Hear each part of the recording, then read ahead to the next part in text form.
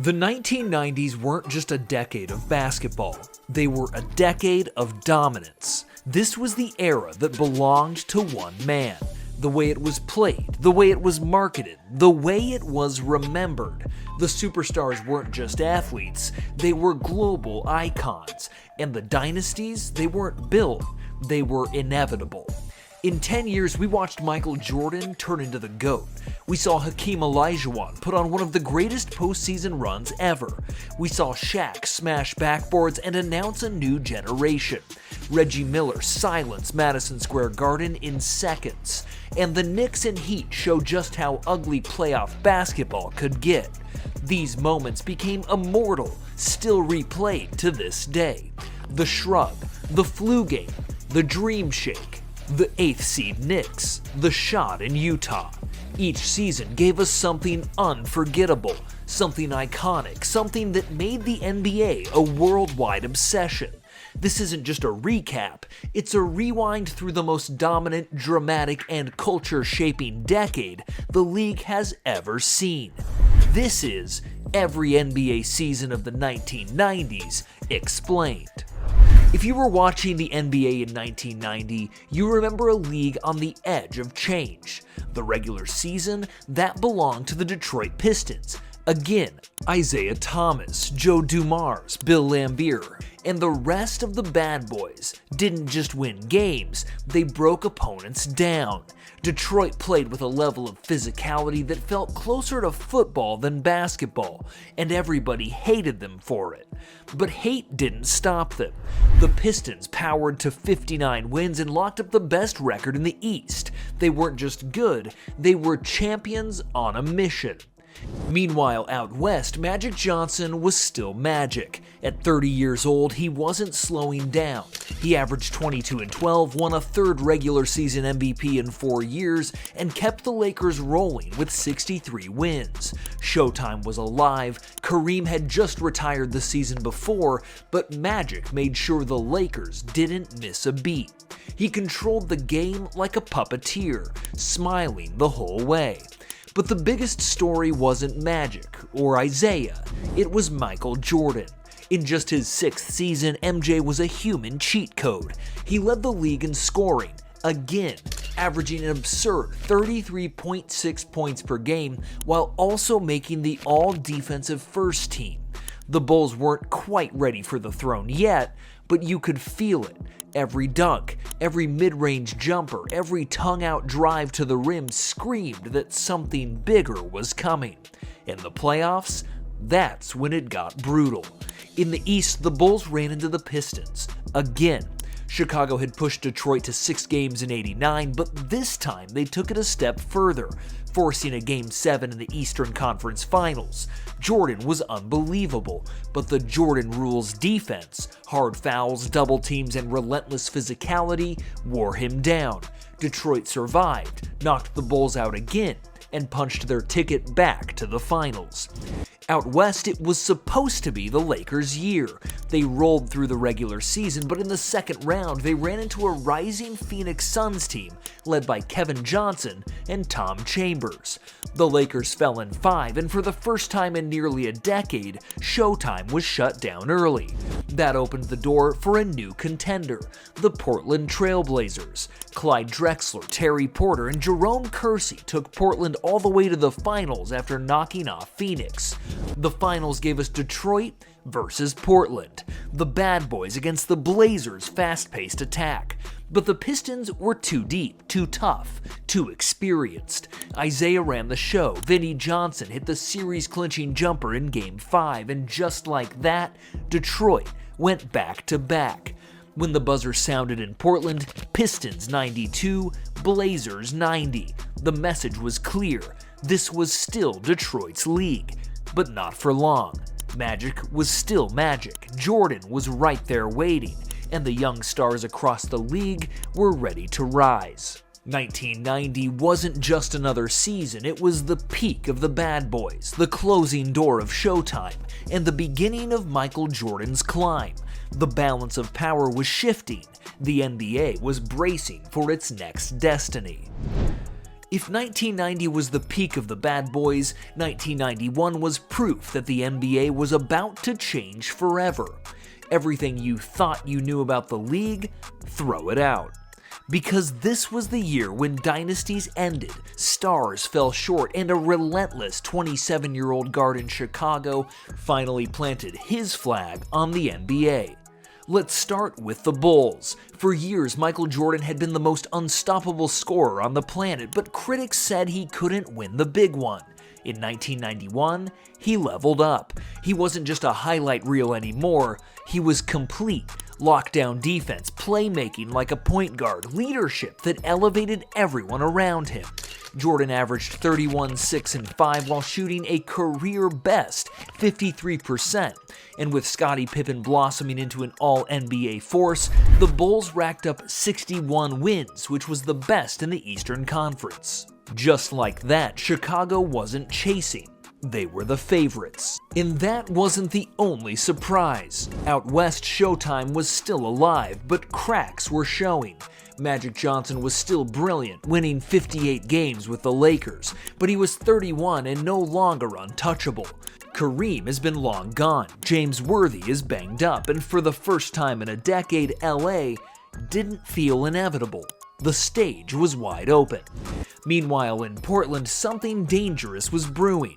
Clyde Drexler, Terry Porter, Buck Williams. The Blazers had firepower everywhere and stormed to 63 wins, the best record in the league. They weren't just a fun run-and-gun team. They looked like a true finals threat. No one wanted to see them in a 7-game series. The playoffs again were pure chaos. Out east, the Bulls finally broke through their biggest roadblock, the Detroit Pistons. After 3 straight years of heartbreak, Chicago didn't just beat Detroit, they humiliated them. A 4-0 sweep. The Jordan Rules defense, dead. The bad boys, done. And to make it even sweeter, Isaiah Thomas and the Pistons walked off without shaking hands, cementing the moment as a passing of the torch. In the West, Portland looked poised for the finals, until the Lakers spoiled it. Magic rallied LA past the Blazers in 6 games, setting up one last finals run for Showtime. The finals gave us Bulls versus Lakers, the old dynasty against the new. On paper, close. But once the series started, it was clear. Chicago was on another level. Jordan's famous switch hands layup in Game 2 said it all. He wasn't just winning, he was putting on a show. Pippen suffocated Magic on defense. The Bulls' triangle offense clicked into perfection. And by Game 5, Chicago finished the job. The Bulls were champions. Michael Jordan finally got his ring and Finals MVP. And yet, everyone knew the truth. This was just the beginning. Showtime had finally ended. The bad boys were gone. And Michael Jordan, he wasn't just the future, he was the present. Jordan had his first ring, Magic had his last shot, and the stage was set for the dynasty of the decade, the Chicago Bulls. 1991 flipped the script. The Pistons weren't invincible. The Lakers weren't eternal. And Michael Jordan, he wasn't just the best player alive. He was the new standard. 1992 was the season where dominance met inevitability. Before the season even tipped off, the NBA was shaken to its core. Early into this season, on November 7, 1991, Magic Johnson stunned the world by announcing he was HIV positive. Just like that, Showtime was over. The Lakers were no longer a superpower. And for the first time in a decade, the West felt wide open. Meanwhile, in Chicago, Michael Jordan wasn't just the best player alive anymore. He was the standard. After silencing critics with his first title in 1991, the only question left was, could he do it again? Jordan answered with authority. He averaged 30 a night, led the Bulls to 67 wins, and won his second straight MVP. He wasn't just scoring, he was defending, distributing, and mentally breaking opponents before games even started. The Bulls weren't just champions, they were a machine. The team was deeper now. Scottie Pippen had grown into an all-NBA two-way star. Horace Grant anchored the paint with toughness and rebounding. And Phil Jackson's triangle offense had Chicago running like clockwork. Every possession looked inevitable. The Bulls weren't chasing anyone anymore. Everyone else was chasing them. But 1992 wasn't just Chicago's story. Out west, Clyde Drexler finally had his moment. The Glide was averaging 25, 7, and 6, carrying Portland to 57 wins, and he finished second in MVP voting. This wasn't a one-man show either. The Blazers had Terry Porter, Buck Williams, Jerome Kersey, and Clifford Robinson. Deep, balanced, and hungry. Meanwhile, Boston's golden era was fading. Larry Bird's back gave out on him, and at 35, he was fighting through pain every night. The Celtics still made the playoffs, but the dynasty that ruled the 80s was nearing its end. The playoffs revealed the new reality. Chicago steamrolled through the East, a 3-0 sweep of Miami, a brutal 7-game war with the Knicks, then a 6-game takedown of Cleveland. Out west, Portland got through the Lakers, handled Phoenix, and outlasted the Utah Jazz in 6 to return to the finals for the second time in 3 years. That set the stage. Bulls versus Blazers, Jordan versus Drexler, the MVP versus the runner-up, the king versus the challenger. Game 1 in Chicago ended the debate before it ever started. Jordan erupted for 39 points, hitting 6 three-pointers in the first half, capped by the famous shrug. The Blazers fought back, stealing Game 2, and pushed the series to 6. But in Game 6, with Chicago down 15 heading into the fourth quarter, the Bulls bench sparked a furious comeback, and Jordan closed it out. Chicago 97, Portland 93. Bulls repeat. Jordan Finals MVP again.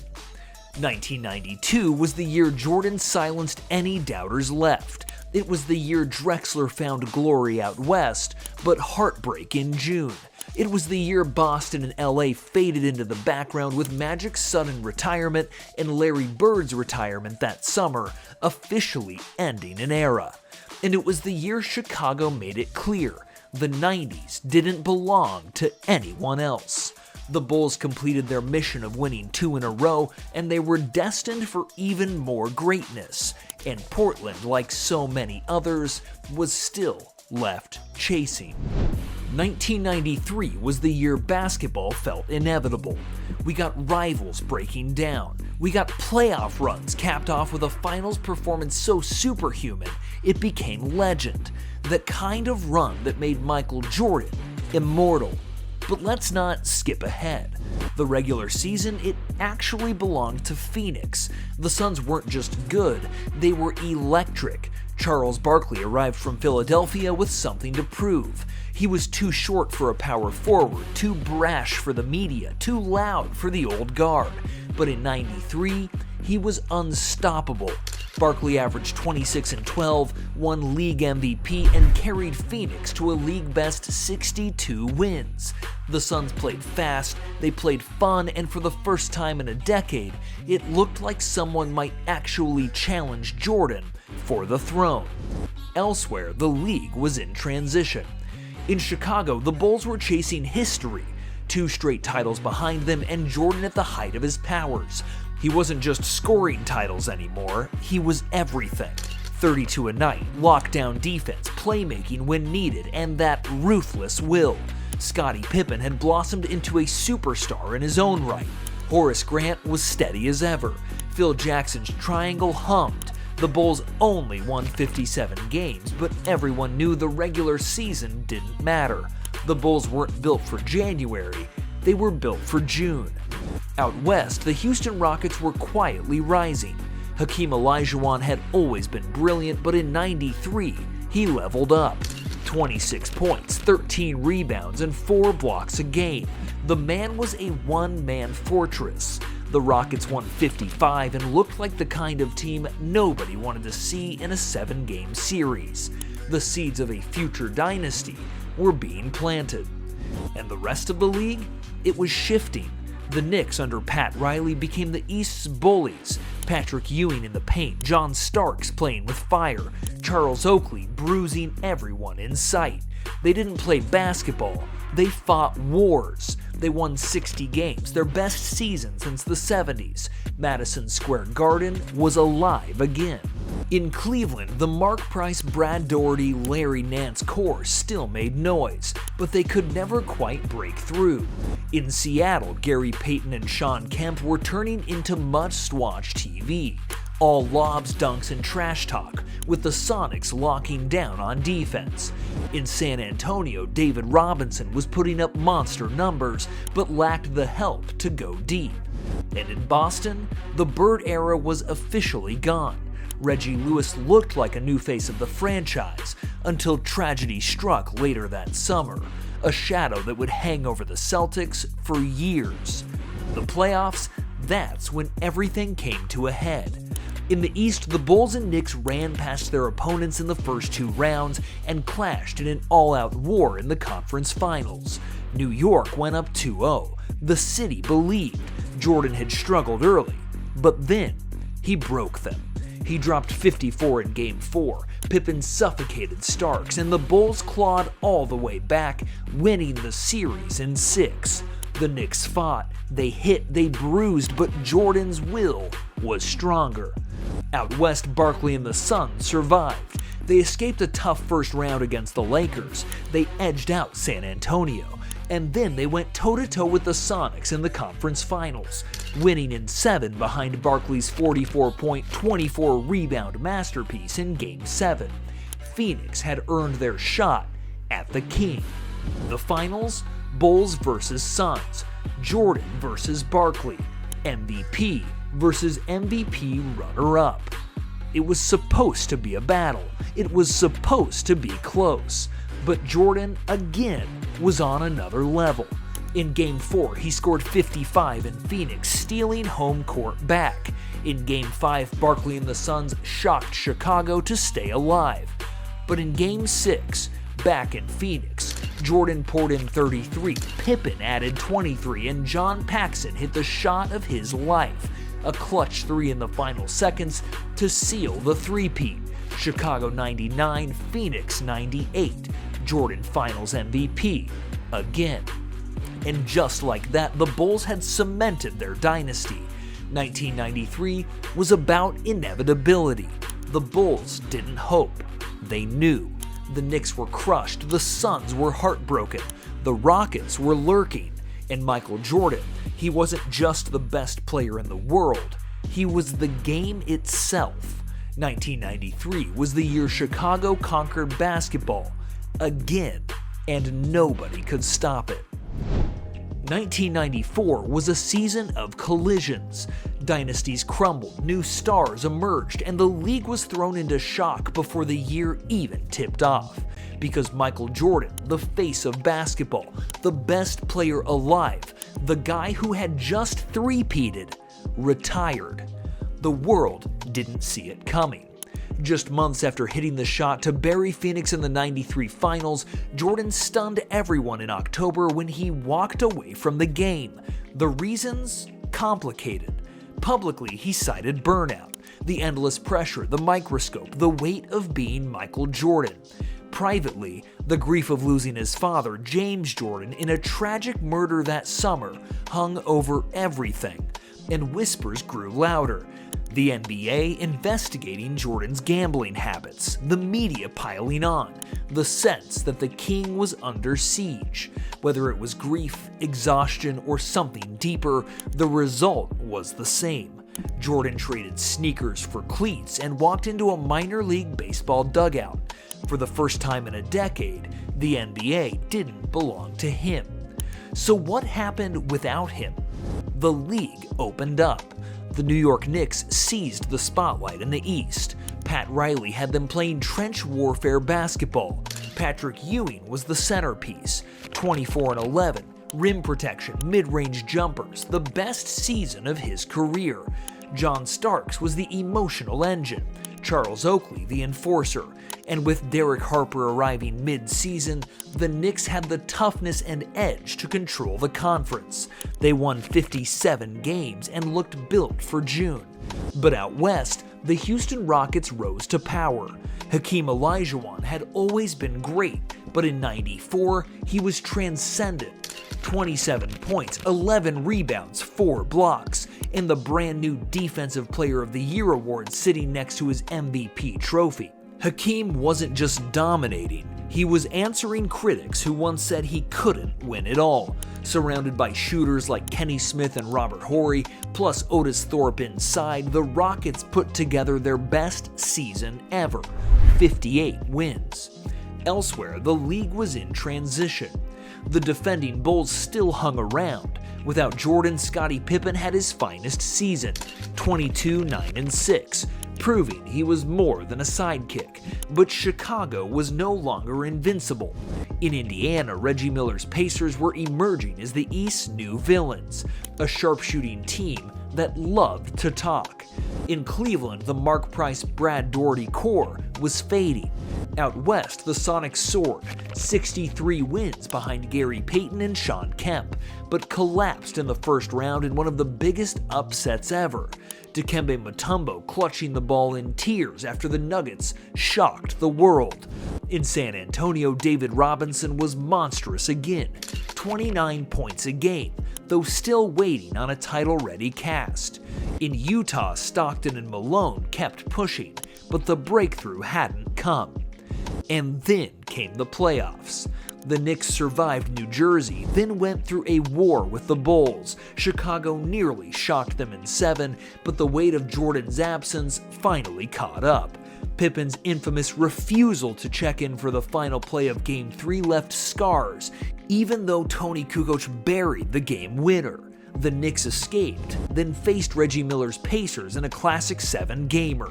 Miller lit up Madison Square Garden in Game 5, scored 25 in the fourth, and mocked Spike Lee with the choke gesture. But Ewing answered, leading New York to its first finals since 1973. Out west, Hakeem carved up the bracket. Portland, gone. Phoenix, eliminated in 7. Utah, locked down in the conference finals. Olajuwon was everywhere, scoring, blocking, controlling tempo like a point guard in a center's body. Houston marched into June. The finals? Knicks versus Rockets. Ewing versus Olajuwon. A defensive slugfest. 7 games of elbows, bricks, and nerves. The defining moment came in Game 6. John Starks, red hot, pulled up for a game-winning 3, and Hakeem blocked it, forcing Game 7. In the decider, Olajuwon delivered again. 25 points, 10 rebounds, 7 assists, and 3 blocks. Houston 90, New York 84. Rockets champions. Hakeem Finals MVP. 1994 was about inevitability, but also absence, with it being the first finals without Michael Jordan since 1990. The Knicks came within one shot of ending their drought. The Rockets crowned a new king in Hakeem. The Sonics stumbled, the Pacers rose, the Bulls fought without their god. And above it all, the biggest story, Michael Jordan wasn't there. His father's murder, his exhaustion, the gambling whispers, the decision to play baseball, whatever the reason, his absence defined everything. 1994 wasn't just another season. It was the year the league proved it could survive without him, and the year Hakeem Olajuwon seized the throne. If 1994 was the shakeup, 1995 was the revenge. You could feel it coming. The payback, the response, something heavy, something shocking, and it all started with one man, Michael Jordan. This was his year, the year the greatest ever reminded everyone he wasn't gone for good, the year the NBA felt the aftershocks of baseball's strangest experiment, the year the Bulls were reborn. But let's rewind. The 94-95 regular season was chaos. The defending champion Houston Rockets came out sluggish. Injuries, trades, chemistry problems. They stumbled to just 47 wins. But at the trade deadline, everything flipped. Houston acquired Clyde Drexler, Jordan's old rival from Portland, and suddenly Hakeem Olajuwon had his running mate. The defending champs were limping into the playoffs, but they were dangerous again. Out east, the Orlando Magic stole a show. A young, unstoppable Shaquille O'Neal averaging 29 and 11, ripping down backboards, dunking like a man among boys. Penny Hardaway was the perfect complement. Smooth handles, court vision like Magic Johnson, and scoring when needed. Dennis Scott spaced the floor. Nick Anderson added defense, and Horace Grant, fresh from Chicago, gave them playoff credibility. They won 57 games, best in the East, and looked like the league's new dynasty. Elsewhere, the Knicks were still grinding under Pat Riley's fingerprints. Patrick Ewing holding down the middle, John Stark streaky but dangerous, Oakley throwing elbows. They weren't pretty, but they were still a problem. The Indiana Pacers, Reggie Miller in his prime, jawing, sniping threes, trash-talking his way into opponents' nightmares. 52 wins, one of their best seasons ever. And in San Antonio, David Robinson was at his absolute peak. 27 points, 10 boards, elite defense, and crowned MVP. The Spurs won 62 games, best in the West, and the Admiral looked ready to finally claim his crown. But all anyone could talk about was March, because that's when the facts came in. I'm back. Michael Jordan, after 18 months away, walked back into the league. No warm-up, no easing in, just back. He wore number 45 for the rest of that regular season. He was rusty, but he was still Michael Jordan. He dropped 55 at Madison Square Garden. He dragged Chicago into the playoffs. Suddenly, the balance of power had shifted. And then came the playoffs. Brutal. The Bulls faced the Orlando Magic in round 2. It was the student versus the master. And for once, the young buck won. Shaq bullied Chicago inside. Penny outplayed Pippen, and Nick Anderson stripped Jordan in a defining moment. Orlando took the series in 6. Jordan's return was real, but incomplete. He wasn't invincible. Not this year. Out west, chaos reigned. The top-seeded Spurs were stunned in the conference finals. Robinson's MVP glow was shattered by Hakeem Olajuwon, who absolutely destroyed him. Dream averaged 35, spun Robinson in circles, and made the Admiral look helpless. It wasn't just domination, it was humiliation. Meanwhile, Orlando pushed past Indiana in 7, with Penny and Shaq proving they were ready for the spotlight. And then, the finals. Rockets versus Magic. Old power versus new dynasty. Game 1 set the tone. Orlando led late, up 3 with seconds left. Nick Anderson at the line. 4 free throws, 4 misses. Kenny Smith hit a game-tying 3. Houston stole the game in overtime. The Magic were broken before the series had even begun. Game 2, Hakeem dropped 34 and 11. Houston stole another one. Game 3, Clyde Drexler took over. Hakeem cleaned up the rest. Game 4, sweep. Complete and total domination. Houston 4, Orlando 0. The Rockets became the lowest seed ever to win a title. Hakeem averaged 32 and 11, won Finals MVP again, and delivered one of the greatest back-to-back runs in league history. 1995 wasn't about redemption. Houston wasn't a fluke. They were champions again. David Robinson was the MVP, but Hakeem proved who the real king was. Shaq and Penny arrived, but learned their lesson the hard way. And Michael Jordan, he was back, but certainly would be back for revenge. The NBA wasn't just rivalries anymore, it was dynasties colliding, legends peaking, and the next era already rising. The Rockets stood on top, but everyone knew Jordan was coming. But 1996 wasn't just about dominance, it was about everything leading up to it.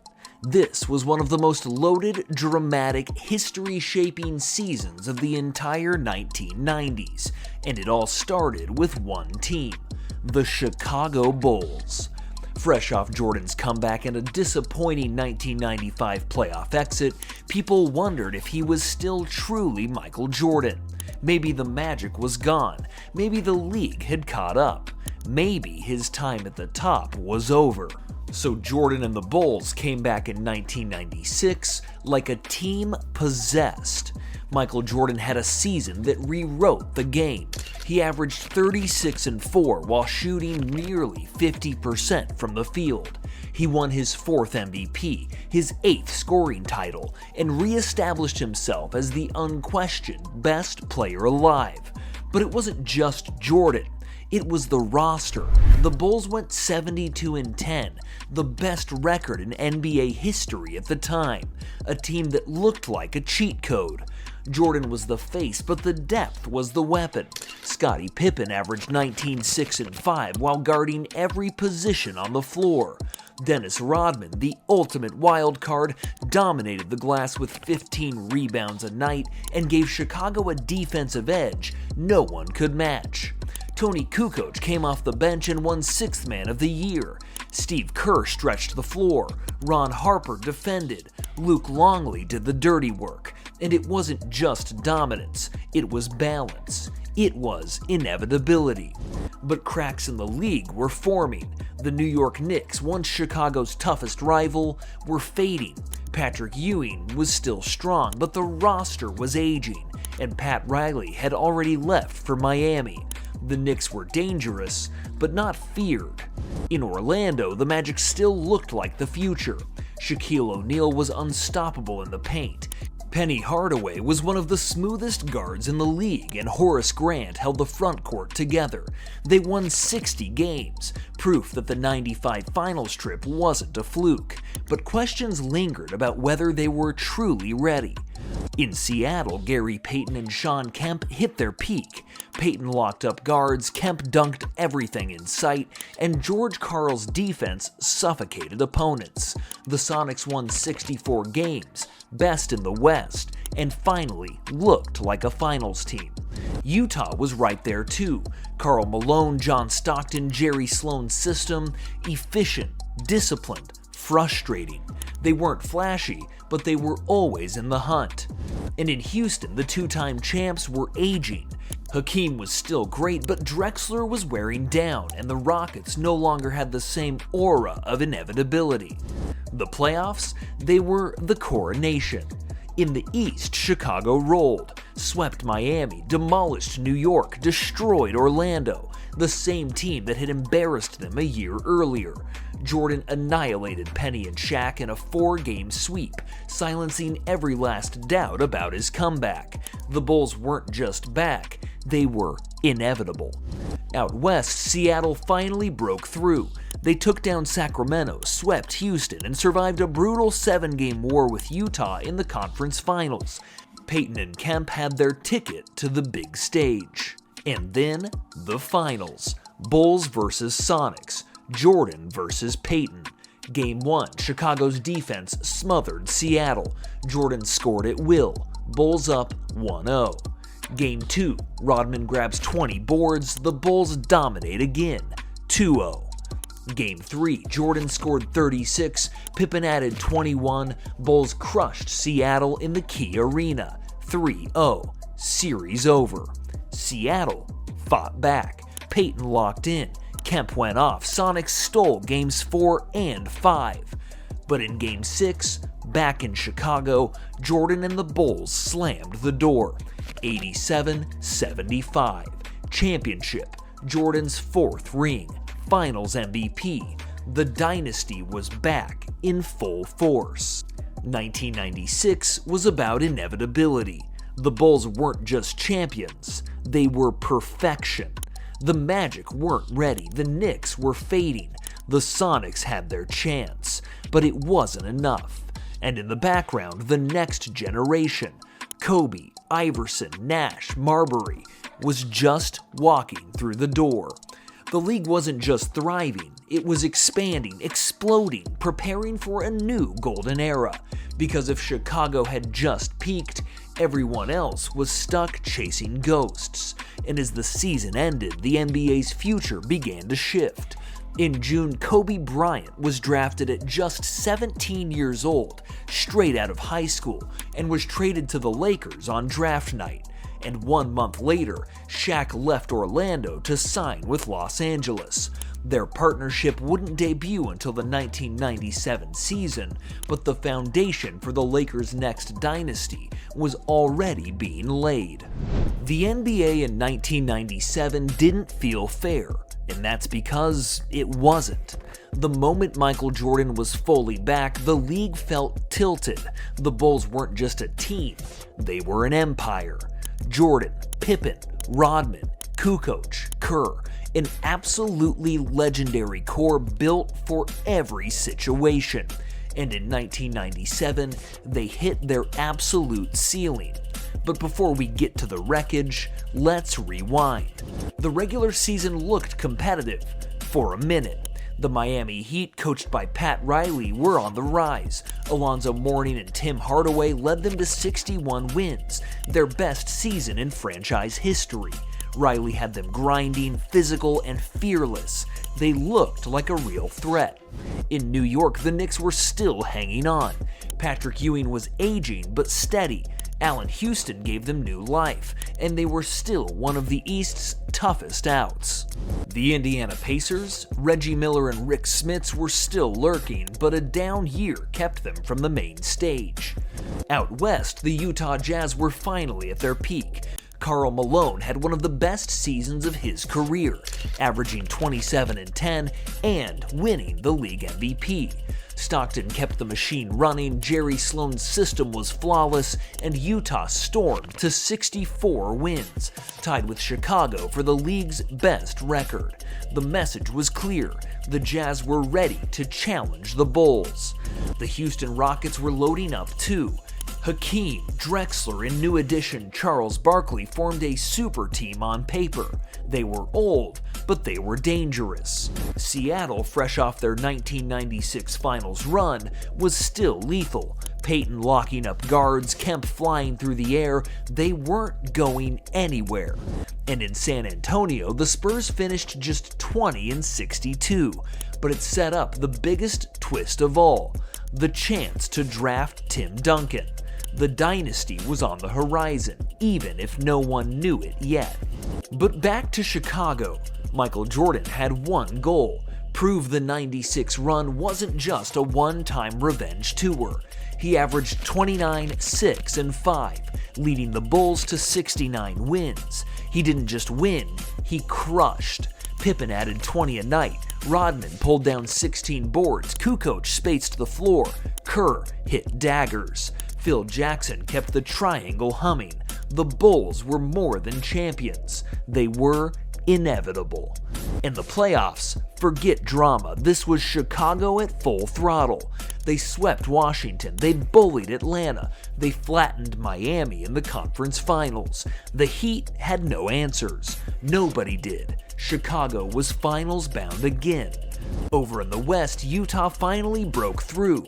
They beat the Clippers, outlasted the Lakers, and dismantled Houston in the conference finals.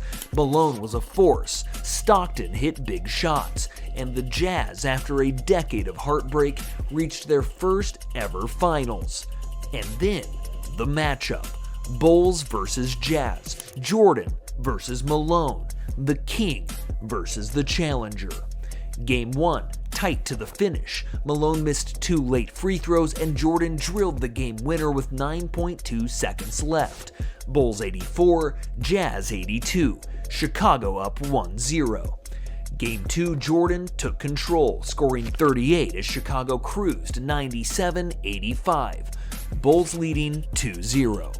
Game 3, back in Salt Lake, Malone answered with 37 points, Stockton dished 12 assists, and the Jazz won 104-93, Series 2-1. Game 4, a defensive slugfest. Utah held Chicago to just 73 points, winning 78-73. Series tied 2-2. Game 5, back in Salt Lake, where Utah had yet to lose a game in this playoffs, until Michael Jordan's infamous flu game. Jordan, against all odds, pours in 38 points to gut out a 90-88 victory for Chicago. Bulls lead the series 3-2. Game 6, the clincher. Jordan scores 39, Stockton hit big shots, but the moment belonged to Steve Kerr, who buried a dagger jumper off a Jordan assist with seconds left. Bulls 90, Jazz 86. Chicago three-peated again. Jordan took home his 5th Finals MVP. 1997 wasn't competitive. It was inevitable. Jordan was at his peak. Pippen was the perfect sidekick. Rodman was still dominant on the glass. The dynasty wasn't arriving. It was already here. Utah was finally great, but not great enough. Miami was rising. New York was fading. The Spurs were quietly preparing their future. But in 1997, the Bulls were untouchable. Michael Jordan was king, and the rest of the NBA was left scrambling for answers.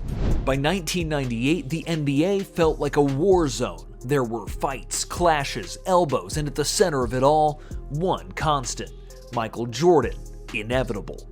But let's start with the chaos.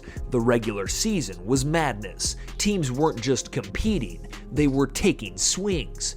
The Indiana Pacers were snarling in the East, finally built to dethrone Chicago. Reggie Miller sniping threes, Rick Smith steady in the paint, Mark Jackson orchestrating, and the Davis boys throwing bodies around. They pushed, they talked, they believed.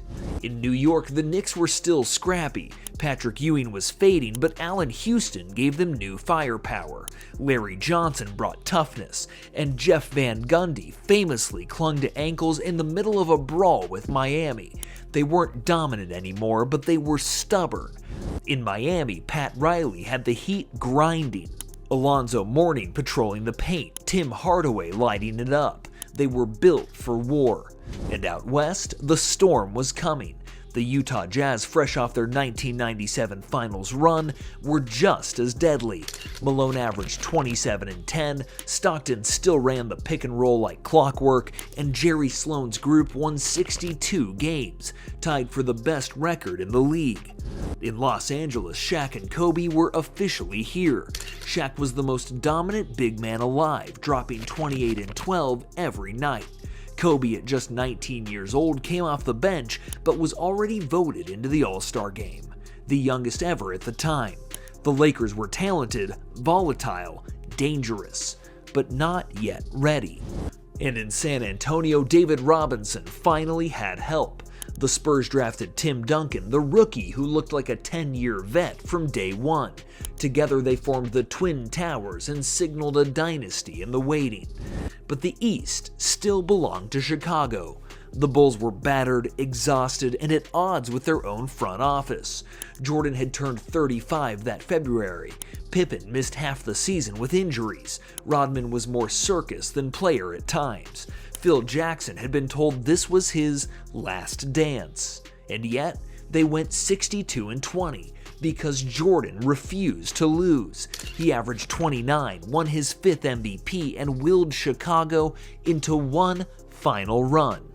The playoffs were pure chaos. The Bulls rolled past New Jersey, then came a war with the Charlotte Hornets, where Glenn Rice and Anthony Mason stole a game before Jordan shut the door. Then came the conference finals, Bulls versus Pacers. Reggie Miller drilled a game winner in Game 4, and the Pacers forced Game 7 in Chicago. It was everything: elbows, blood, tension. But Jordan scored 28. Pippen grabbed clutch rebounds, and the Bulls survived. Message sent: the East still belonged to him.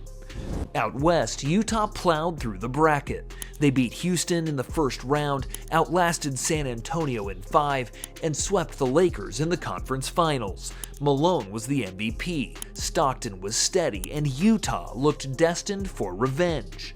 And then, the finals. Bulls vs. Jazz Part 2. Game 1, Utah stunned Chicago in overtime, winning 88-85 behind Malone's 21-14. Jazz lead 1-0. Game 2, Jordan answered with 37, and the Bulls stole one in Salt Lake, 93-88. Series tied. Game 3, back in Chicago, the Bulls demolished the Jazz 96-54, the lowest scoring game of the shot clock era. Bulls up 2-1. Game 4, a grind fest. Jordan scored 34 and the Bulls eked out an 86-82 win, 3-1. Game 5, Utah refused to fold. Malone scored 23 with 10 boards, Stockton handed out 17 assists, and the Jazz stole an 83-81 win in Chicago, 3-2.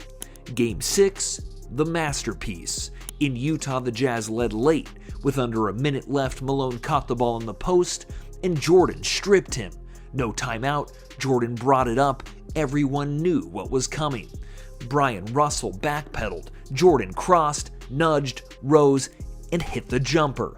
87-86, his last shot as a Bull, his 6th ring, his 6th Finals MVP. Perfection. 1998 was the end of one chapter and the start of another. The Bulls proved Jordan still ruled. The Pacers were inches away. The Knicks and Heat were tough, but not enough. The Jazz came close, but Malone and Stockton would never get over the hump. And in the background, Shaq, Kobe, and Duncan were waiting. The Bulls had just secured their 6th championship in 8 years. The dynasty was still alive, but the cracks were showing. How long could it last? Well, we would soon find out. 1999 didn't feel like a normal NBA season. It felt broken before it ever began. The owners and players were locked in a bitter labor dispute, and when the dust finally settled, the league didn't tip off until February. The season was slashed from 82 games to just 50. Teams had to play almost every other night. Rosters came in out of shape, stars were out of rhythm, and chaos was everywhere. And on top of all of that, the greatest dynasty in basketball had just collapsed. The Chicago Bulls dynasty was dead, and not on the court, but in the front office. After the '98 championship, Jerry Krause finally got what he seemed to want all along, the breakup. Phil Jackson was forced out. Dennis Rodman was cut loose. Scottie Pippen, the most underpaid superstar of the decade, was traded to Houston in a messy sign and trade. And Michael Jordan, after hitting the shot in Utah, retired for a second time. At 35, still the best player in the league, still Finals MVP, Jordan walked away.